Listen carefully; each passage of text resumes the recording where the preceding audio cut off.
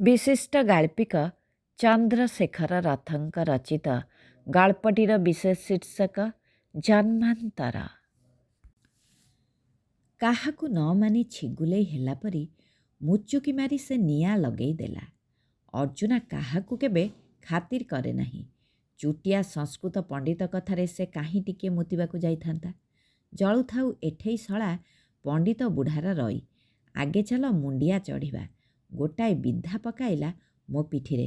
ଚଢ଼ିପାରିବୁ ନା ନାଇବେ? ହେଇ ଚାହାଁ ଉପରକୁ, ସେ ଶିଖ ପର୍ଯ୍ୟନ୍ତ ଯିବା। ଗଛମାନଙ୍କର କଙ୍କାଳ ସନ୍ଧାରେ ଶିଖ ଦିଶୁଥାଏ। କାହିଁ କେତେ ବାଟ। ଅର୍ଜୁନା ପଛରେ ଡେଇଁ ଡେଇଁ ଆମେ ପଥରରୁ ପଥରକୁ ଚଢ଼ିଗଲୁ। ଧାପେ ଉଠି ନିଶ୍ୱାସ ଫୁଲିଗଲା। ଗୋଟାଏ ପଥରର ପଶ୍ଚିମ ପାଖ ଛାଇରେ ବସି ତଳକୁ ଚାହିଁଲୁ। ଆମ୍ବତୋଟା ଭିତର ଡାକ ବଙ୍ଗଳାରୁ ଧୂଆଁ ଉଠୁଥାଏ। କ ଖ ଗ ହାଇସ୍କୁଲ ଜଗତ ବିଖ୍ୟାତ ପିଲାଏ ଖରା ଛୁଟି ପୂର୍ବଦିନ ପିକନିକରେ ଆସିଛନ୍ତି। ରାତି ପାହିଲେ ଛୁଟି। ଅର୍ଜୁନା 2-4ଟା ଟେକା ମାରିଲା ତଳକୁ। ଆମେ ସମସ୍ତେ ଟେକା ମାଇଲୁ। ପଥରରେ ଗଛରେ ବାଜି ବାଜି ଟେକାଗୁଡ଼ିକ ପକ୍ଷୀ ପରି ଓହ୍ଲେଇ ଗଲେ। ଝିଙ୍କାରି ବୋବେଇଲେ ଏଠି ସେଠି। ଆମେ ପୁଣି ଚଢ଼ିବା ଆରମ୍ଭ କଲୁ ଉପରକୁ। ଆମେ ଅର୍ଜୁନା ପିଛା ଧରିଥାଉ। ସେ କୋଉଠି ଉଁକା ମାରୁଥାଏ ତ କେଉଁଠି ଲଇଁ ପଡ଼ୁଥାଏ। କଡ଼େଇ ହେଇ ଆଡ଼େଇ ହେଇ ହାମ୍ବୁଡ଼େଇ ଲେପଟି ପଡ଼ି ସେ ଯେତେବେଳେ ଦେଖିଲେ ଆମର 2 ପୁରୁଷ ଉପରେ। ଗୋଟାଏ ବଡ଼ ଉଠାଣି ଚଢ଼ିଯାଇ ସେ ବାହାଦୁରିଆ ତାର ଦୁର୍ବଳ ନିପାରିଲା ଅନୁଚରମାନଙ୍କ ଉପରେ ଦୟା କରୁଥାଏ। ବହୁ କଷ୍ଟରେ ଦମ୍ ଖଟେଇ ଆମେ ତା ପାଖରେ ପହଞ୍ଚିଲୁ। ମୁଣାରୁ ବିଡ଼ି କାଢ଼ି ନିଆଁ ଧରେଇ ଶୁଖିଲା ପତର ଗହଳି ଭିତରକୁ ଜଳନ୍ତା କାଠିଟିକୁ ସେ ପକାଇଦେଲା। ଆମେ ଚାହିଁଥାଉ। ଚଡ଼ ଚଡ଼ ହେଇ ନିଆଁ ଚହଟି ଗଲା।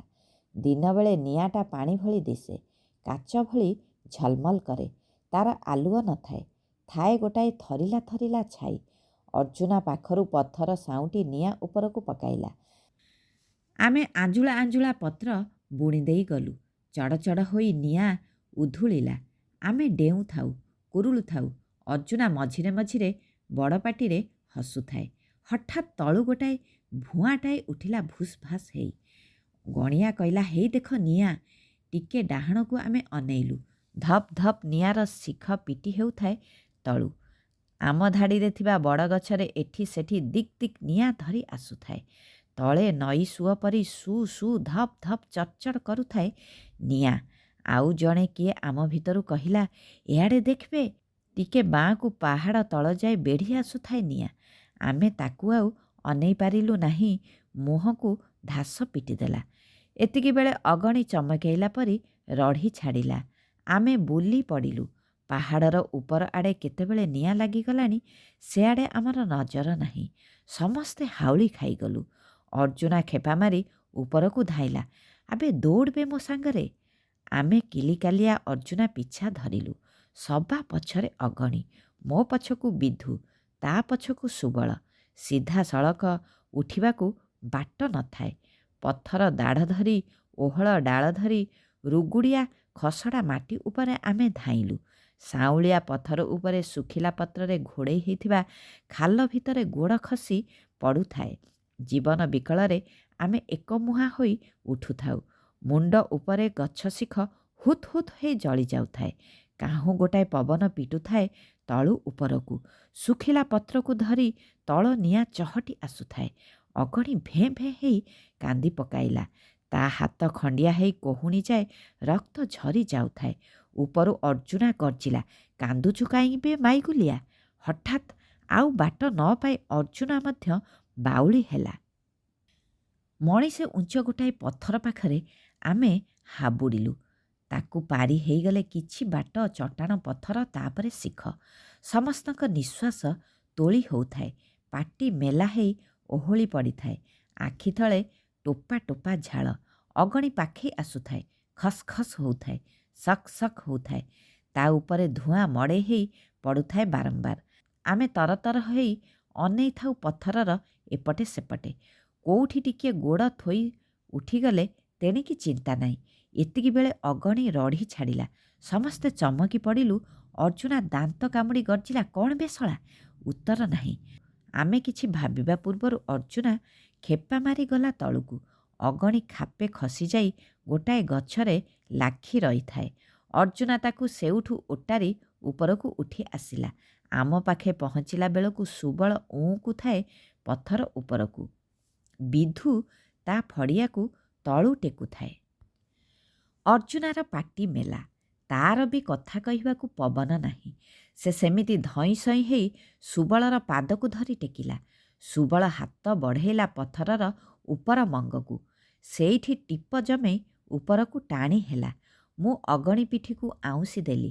ତା ହାତ ଗୋଟାକ ଯାକ ରକ୍ତ, ଜାମାଟା ଯାକ ଫଡ଼ା ଫଡ଼ା, ଆଣ୍ଠୁ ଖଣ୍ଡିଆ, ଗୋଡ଼ରେ ଅସଂଖ୍ୟ ଆଞ୍ଚୁଡ଼ା ଦାଗ। ମୋ କହୁଣି ମଧ୍ୟ ଜଳୁଥାଏ, ଆଣ୍ଠୁ ଜଳୁଥାଏ। ସୁବଳ ଚଢ଼ିଗଲା ଉପରକୁ। ଅର୍ଜୁନା ବିଧୁକୁ ଅଧେ ବାଟ ଟେକିଦେଲା। ସୁବଳ ଟାଣିଲା, ଅର୍ଜୁନା ପେଲିଲା। ସେ ଉଠିଗଲା ଉପରକୁ। ତା ହାତ ଠକ୍ ଠକ୍ ମାରୁଥାଏ। ନିଶ୍ୱାସ ପାଟି ବାଟେ ଫାଇଁ ଫାଇଁ ଫାଟି ପଡ଼ୁଥାଏ। ଉପରୁ ସୁବଳ ବିଧୁ ଉଭୟେ ଟାଣିଲେ। ମୁଁ ଆଣ୍ଠୁ ଲଗେଇଲି ପଥର ଉପରେ। ଡାହାଣ ହାତରେ ଭିଡ଼ି ହେଲି। ତଳୁ ଅର୍ଜୁନା ପେଲିଲା। ମୁଁ ବି ଉଠିଗଲି। ଏତିକିବେଳେ ଧପ୍ ଧପ୍ ହେଇ ନିଆଁଟାଏ ଚହଟି ଆସିଲା। ମୁଁ ବିକଳରେ ଡାକିଲି, ଅର୍ଜୁନା ଭାଇ। ହାତ ବଢ଼େଇଲି। ଉଠିଆ ଅର୍ଜୁନା। ଅର୍ଜୁନା ଲଇଁଥାଏ। ତାପରେ ମୋ ହାତ ବାଜିଲା ଅଚିହ୍ନା ଜିନିଷଟାରେ। ଚାହିଁଲା ବେଳକୁ ହରିଣ ଛୁଆଟାଏ। ତଳୁ ଅର୍ଜୁନା କହୁଛି, ଏଇଟାକୁ ଉଠା ଆଗ। ମୁଁ ଟାଣି ଆଣିଲି। ଫୁର୍କୁଟିଆ ଗନ୍ଧଉଥାଏ ତାର ଦରପୋଡ଼ା ରୁମ ସବୁ। ସେ ଉପରକୁ ଆସି ଛାଟି ହେଇ ପଳାଇଲା। ଆମେ ତିନିହେଁ ଅର୍ଜୁନାକୁ ଟାଣିଲୁ। ମଝିରେ ମନେ ହେଲା ଆମେ ତିନିହେଁ ଘୋଷାରି ହୋଇ ତଳକୁ ଖସିଯିବୁ ପ୍ରାୟ। ଉଭୟ ପକ୍ଷ ନିକିତିରେ ତଉଲି ହେଲା ପରି ରହିଗଲୁ। ଅର୍ଜୁନା ଉହୁଙ୍କିଲା। ଆମେ ଝଟକା ମାରି ଟାଣିଲୁ। ଉପରକୁ ଆଣ୍ଠୁ ମାରି ଉଠି ଆସିଲା ବେଳକୁ ଅର୍ଜୁନା ଜଳୁଥାଏ। ତା ପିଠି ମୁଣ୍ଡରେ ହାତ ମଳି ନିଆଁ ଲିଭେଇଲୁ। ତା ଜାମା ଜଳି ଯାଇଥାଏ। ମୁଣ୍ଡରୁ ଅଧେ ବାଳ ମଧ୍ୟ ଜଳି ଯାଇଥାଏ। ତା ପିଠି ଉପରଯାକ କଳା କଳା ପୋଡ଼ା ଦାଗ। ସେ ଖପ୍କିନା ଠିଆ ହେଇ ଆମକୁ ପେଲିଦେଲା ଆଗକୁ ଏବଂ ଉପରକୁ। ଚଢ଼ ଭେଷଳେ, ଉଠିଯାଅ। ଚଟାଣିଆ ପଥର ଉପରକୁ ଟୁମେଇ ଯାଇଥାଏ।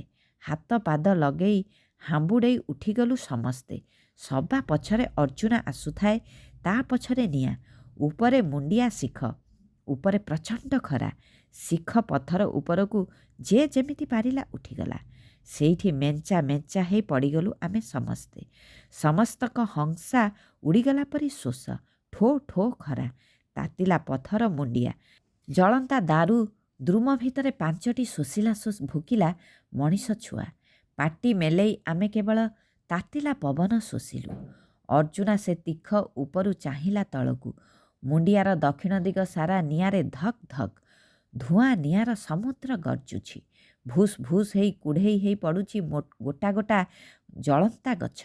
ନିଆଁର ଲତପତ ବାଡ଼ ସେପାରି କୋଉଠି କେଜାଣି ସେ ନିରୋଳା ଡାକ ବଙ୍ଗଳା। କାକର ଆମ୍ବ ତୋଟା ଆଉ ବାଲ୍ଟି ବାଲ୍ଟି ଥଣ୍ଡା ପାଣି। ପାଖରେ ଚୁଟିଆ ସଂସ୍କୃତ ପଣ୍ଡିତ। ଅର୍ଜୁନା ଅଣ୍ଟାରେ ହାତ ଦେଇ ଚାହିଁଲା ନିଆଁର ସମୁଦ୍ରକୁ। ଓହ୍ଲେଇବାର ବାଟ ମଧ୍ୟ ନାହିଁ। ସେ ବୁଲି ପଡ଼ିଲା। ଅଗଣି ସୁକ୍ ସୁକ୍ ହେଲା। କହିଲା, ପାଣି ପିଇବି। ଚୋବେ, ଗର୍ଜିଲା ଅର୍ଜୁନା। ସମସ୍ତଙ୍କ ପାଟିରୁ ଅଠା ମରି ଯାଇଥିଲା। ସମସ୍ତେ ଅଗଣି ଭଳି କାନ୍ଦିବାକୁ ଚାହୁଁଥିଲୁ। ପାଣି ପିଇବାକୁ ବିକଳ ହଉଥିଲୁ। ଅର୍ଜୁନା ରଢ଼ିରେ ସମସ୍ତଙ୍କ ମଳଦ୍ୱାର ଚମକିଗଲା। ଭୟରେ ଧକ୍ ଧକ୍ ହେଲା। ଅର୍ଜୁନା ସେମିତି ଦାନ୍ତ ସନ୍ଧାରୁ ଶୋଧିଲା। ଏ ଶଳା ମାଇଗୁଲିଆ ଏଠି ମରିବ, ଆମ ସମସ୍ତଙ୍କୁ ତା ସାଙ୍ଗରେ ମାରିବ। ଆଉ ପାଣି ମାଗିବୁ ତ ତୋ ପାଟି ମେଲେଇ ମୁତିଦେବି। ଅର୍ଜୁନାର ଫାଳେ ମୁହଁ ନିଆଁରେ ଝଲସି ଯାଇଥାଏ। ବାଳ ଅଧେ ପୋଡ଼ି ଯାଇଥାଏ। ଦରପୋଡ଼ା ଜାମାରେ ସେ ଦିଶୁଥାଏ ରାକ୍ଷସ ପରି। ଅଗଣି ଅକସ୍ମାତ୍ ଟାଣି ହେଇଗଲା। ଫଣା ତୋଳିଲା ପରି କହିଲା, ମୁଁ ମାରିବି ନା ତୁ ମାରିବୁ? ତୁ ଏ ନିଆଁ ଲଗେଇଛୁ। ତୁ ଆମକୁ ଏଠିକି ଆଣିଛୁ। ତୁ। ସେ କାନ୍ଦି ପକାଇଲା। ଅର୍ଜୁନା କିନ୍ତୁ ତାକୁ କଚ୍ କାଚ୍ ଲାତ୍ ମାରି ଗଡ଼େଇ ଦେଲା ନାହିଁ। ଉତ୍ତର ପାଖ ମୁଣ୍ଡିଆ ତୁଚ୍ଛା ଅତଡ଼ା।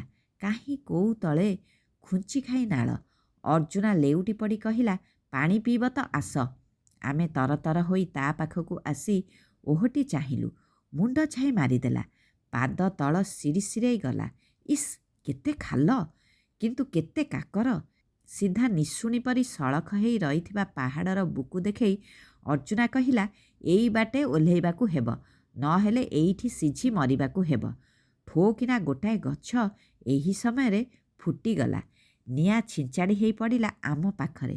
ଘାସ ଗହଳରୁ ଖୁସ୍କିନା ସେ ଦରପୋଡ଼ା ହରିଣ ଛୁଆଟି ଉଠି ଆସିଲା ଆମ ଆଡ଼େ। ଅର୍ଜୁନା ତାକୁ ଧରି ଟିକେ ସାଉଁଳି ଦେଇ ତଳେ ଛାଡ଼ିଲା। ଅତଡ଼ା ଆଡ଼କୁ ମୁହାଁଇ ଦେଇ କହିଲା, ଯା ଓହ୍ଲେଇ ଯା। ହରିଣ ଛୁଆ ଘୋଷାଡ଼ି ହେଲା କିନ୍ତୁ ଘୁଞ୍ଚିଲା ନାହିଁ। ନିଆଁ ଚହଟି ଆସିଲା ମୁଣ୍ଡିଆ ଉପରକୁ। ଅର୍ଜୁନା କହିଲା, ଆଉ ବେଳ ନାହିଁ, ସେମିତି ରହି ମରିଥାନ୍ତେ, ନହେଲେ ଏମିତି ଓହ୍ଲେଇ ମରିବା। ଚେଷ୍ଟା ତ କରିବା ବଞ୍ଚିବା ପାଇଁ। ମୁଁ ସିନା ଏଠିକି ଚଢ଼େଇ ଆଣିଲି, ନିଆଁ ଲଗେଇଦେଲି, ତୁ ଅଗଣି ଏବେ ଆମକୁ ଓହ୍ଲେଇ ନେ ପାଣିକି। ପରିହାସ କଲା ପରି ଶୁଭିଲା, କିନ୍ତୁ ଅଗଣି ସତକୁ ସତ ଝାଡ଼ି ଝୁଡ଼ି ହେଇ ଆଗେଇ ଆସିଲା। ଧୀରେ ପାଦ ବଢ଼ାଇଲା ଆଗକୁ ଏବଂ ତଳକୁ। ପତର ଘୋଡ଼େଇ ହେଇ ରହିଥିବା ପାହାଡ଼ର ଖୋପଗୁଡ଼ିକୁ ଗୋଡ଼ରେ ଆଡ଼େଇ ଆଗେଇ ଓହ୍ଲେଇଲା ଅଗଣି। ତା ପଛକୁ ସୁବଳ, ବିଧୁ, ମୁଁ ଏବଂ ସବା ପଛେ ଅର୍ଜୁନା। ସମସ୍ତଙ୍କ ମୁହଁ ପାହାଡ଼ ଆଡ଼କୁ, ସମସ୍ତଙ୍କ ପଛ ତଳକୁ, ଅତଡ଼ା ଖସା ନାଳକୁ। ପାହାଡ଼କୁ କୁଣ୍ଢେଇଲା ପରି, ଲାଖି ରହି ଝିଟିପିଟି ପରି ଆମେ ଅଗଣି ପଛରେ ଓହ୍ଲେଇଲୁ। ପ୍ରାୟ 50 ଫୁଟ ପାଖରେ ଟିକିଏ ଠିଆ ହେବାକୁ ଜାଗା ଦିଶୁଥାଏ। ସେଇଠୁ ପାହାଡ଼ର କାନ୍ଥ ଢଙ୍ଗ ଆଉ ନାହିଁ, ଓହ୍ଲେଇ ହେବ। ଅର୍ଜୁନା ସବା ପଛରେ ମିରିଗ ଛୁଆଟାକୁ ଅଧା କାଖେଇ ଓହ୍ଲଉଥାଏ। ମୁଁ କାନ୍ଦୁଥାଏ। ସମସ୍ତେ ପ୍ରାୟ କାନ୍ଦୁଥାନ୍ତି। ଟିକେ ପାହାଡ଼ ଦିହରୁ ଛାଡ଼ିଗଲେ ପିତୁଳା ଖସିଲା ପରି ଆମେ ସମସ୍ତେ ଖସି ପଡ଼ିବୁ।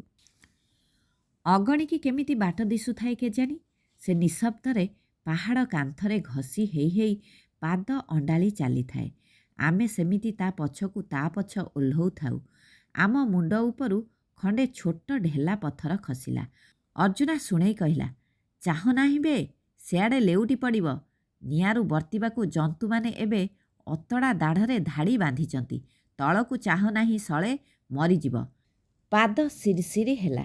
ବିଛା ଚାଲିଲା ପରି ତଳିପେଟ ରାଟୁ ରାଟୁ ହେଲା। ମୁଣ୍ଡ ଘାଉରେଇ ଗଲା। ତଥାପି ପ୍ରାଣ ବିକଳରେ ଅଚଳନ୍ତି ଅଙ୍ଗଗୁଡ଼ିକୁ ଘୋଷାଡ଼ିଲୁ। ଅସରନ୍ତି ଓହ୍ଲାଣି।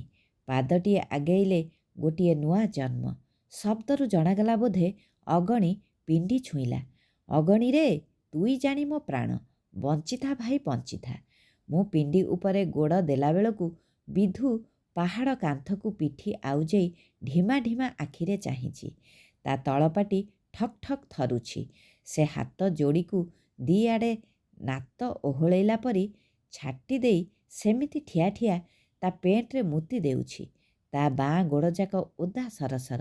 ସୁବଳ ନଥଖିନା ବସି ପଡ଼ିଛି। ମୋ ପଛକୁ ମିରିଗ ଛୁଆ କାଖେଇ ଓହ୍ଲେଇଲା ଅର୍ଜୁନା। ତା ଦେହ ସାରା ଥରୁଥାଏ। ଉପରେ ଖସ୍ ଖସ୍ ଶୁଭିଲା। ସମସ୍ତେ ଚାହିଁଲୁ। ପାଳ ବିଡ଼ା ପରି ଗୋଟେ ସାପ ଖସିଗଲା ଶୂନ୍ୟକୁ। ନିଶ୍ୱାସ ରୋଧି ଆମେ ତାକୁ ଚାହିଁ ରହିଲୁ। ସୁ ସୁ ପବନରେ କେତେ ବେଳ ଯାଏ ଖସୁଥାଏ। ସେଇଟା ଶେଷରେ ଝପାଙ୍ଗ କରି ପଡ଼ିଲା ପାଣିରେ।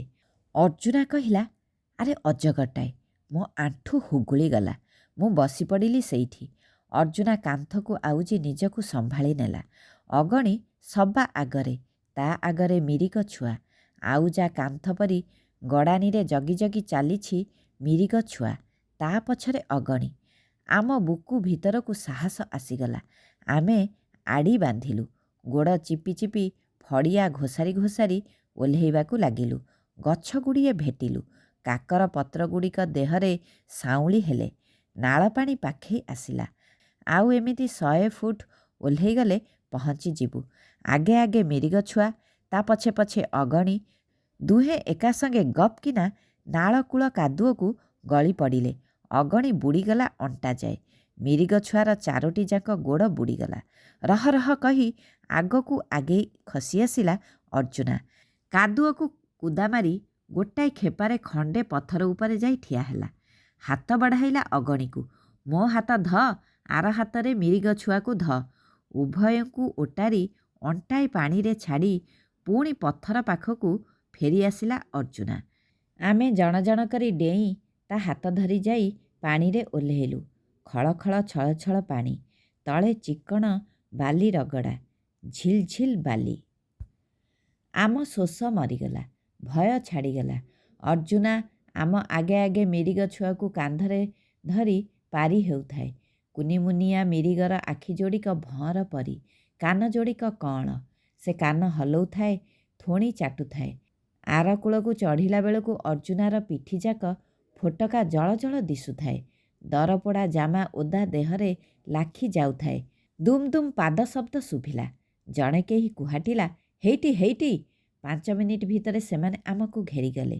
ହାଉଳି ଖାଇ ପଣ୍ଡିତେ ଗୋଟା ଗୋଟା କରି କୁଣ୍ଢେଇଲେ, ମୋ ଧନ, ମୋ ଗଣ୍ଠି ଧନ। ଅର୍ଜୁନା କୋଳରେ ମିରିଗ ଛୁଆଟାକୁ ଦେଖି କିଏ ଗୋଟାଏ କହିଲା, ଦେଖନ୍ତୁ ସାର୍, ଅର୍ଜୁନା କେମିତି ଛନଛନିଆ ମାଲ ଆଣିଛି ତାକୁ ପୋଡ଼ି ଖାଇବ ବୋଲି। ଅର୍ଜୁନା ମିରିଗ ଛୁଆକୁ ବୁକୁ ଉପରକୁ ଭିଡ଼ି ଧରି କଇଁ କଇଁ ଏତେ ପାଟିରେ କାନ୍ଦି ପକାଇଲା। ଆମେ 5 ଜଣ ମା ଛେଉଣ୍ଡିଆ ମିରିଗ ଛୁଆର ଭାଇଯାକ ଅସମ୍ଭାଳ କାନ୍ଦି ପକେଇଲୁ। ସମାପ୍ତ।